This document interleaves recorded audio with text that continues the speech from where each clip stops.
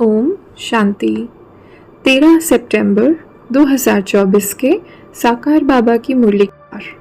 बाबा कहे, मीठे बच्चे, तुम सर्व आत्माओं को कर्म बंधन से सैल्वेज करने के लिए सैल्वेशन आर्मी हो। तुम्हें कर्म बंधन में नहीं फंसना है। मीठे बच्चे, तुम सर्व आत्माओं को कर्म बंधन से सैल्वेज करने वाले सैल्वेशन आर्मी हो। तुम्हें कर्म बंधन में नहीं फंसना है।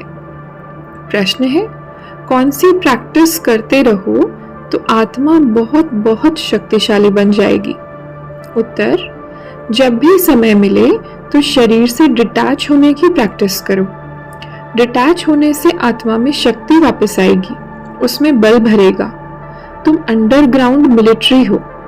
तुम्हें डायरेक्शन मिलता है।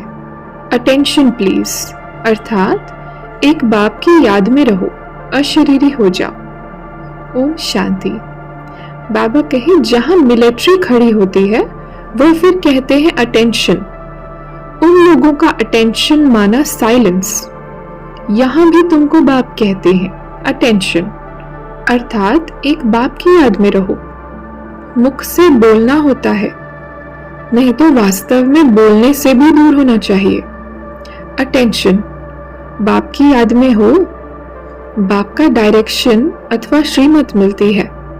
तुमने आत्मा को भी पहचाना है, बाप को भी पहचाना है, तो बाप को याद करने बगैर तुम विकर्माजीत अथवा सतो प्रधान पवित्र नहीं बन सकते। बाप घड़ी घड़ी समझाते हैं, एक आंख में शांति धाम, दूसरी आंख में सुख धाम रखो। तुम जैसे लाइट हाउस हो। उठते बैठते चलते तुम लाइट होकर रहो। सबको सुख धाम शांति धाम का रास्ता बताते रहो। तो बाप कहते हैं, बच्चे, अपने को रूहानी मिलिट्री जरूर समझो। ज्ञान सहित याद में रहने से पाप कटते हैं। बाप समझाते हैं कैसे अपने को आत्मा समझ डिटैच होकर बैठो। तुम जानते हो, हम आत्माओं को वापस जाना है। हम वहां के रहने वाले हैं।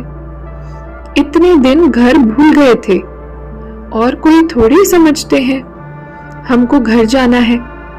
पतित आत्मा तो वापस जा न सके। बाप ने कहा है ना, हे अर्जुन, इन सबको छोड़ो। सतगुरु मिला तो इन सब की दरकार नहीं। सतगुरु तारता है। बाप कहते हैं, मैं तुम्हें आसुरी संसार से पार ले जाता हूं। यहां आकर जब बैठते हो तो अटेंशन, बुद्धि बाप में लगी रहे। तुम्हारा यह अटेंशन फॉर एवर है। जब तक जीना है बाप को याद करना है। याद से ही जन्म जन्मांतर के पाप कटते हैं। याद ही नहीं करेंगे तो पाप भी नहीं कटेंगे।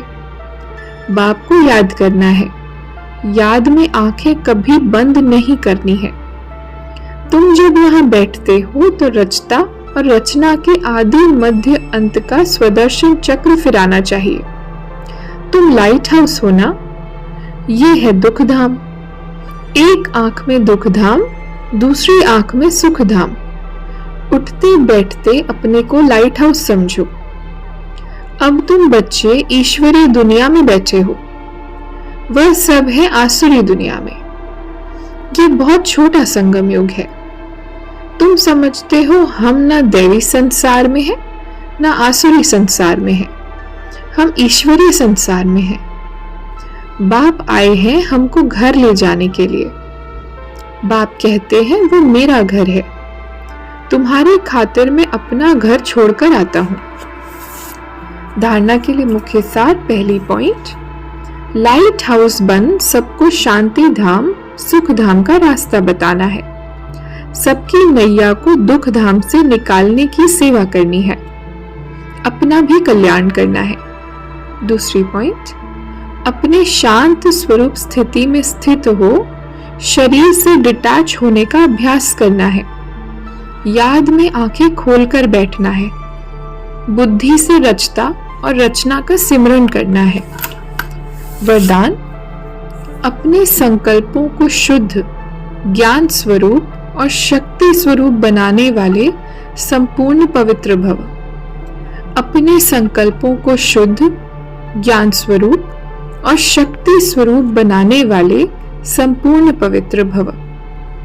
विस्तार है, बाप समान बनने के लिए पवित्रता का फाउंडेशन पक्का करो।